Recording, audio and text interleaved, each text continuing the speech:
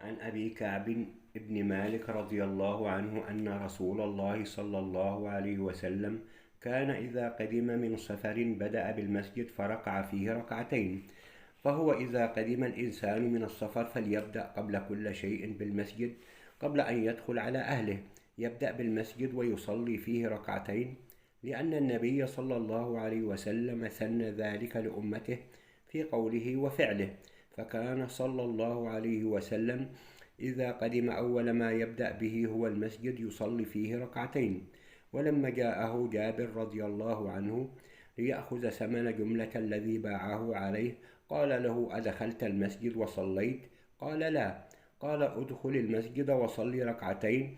وهذه السنة قد غفل عنها كثير من الناس، إما جهلا بذلك وإما تهاونا، ولكن ينبغي للإنسان أن يحيي هذه السنة، وإذا وصل إلى البلد فليكن أول ما يبدأ به أن يدخل المسجد ويصلي ركعتين، ثم بعد ذلك يذهب إلى أهله، وبالله التوفيق.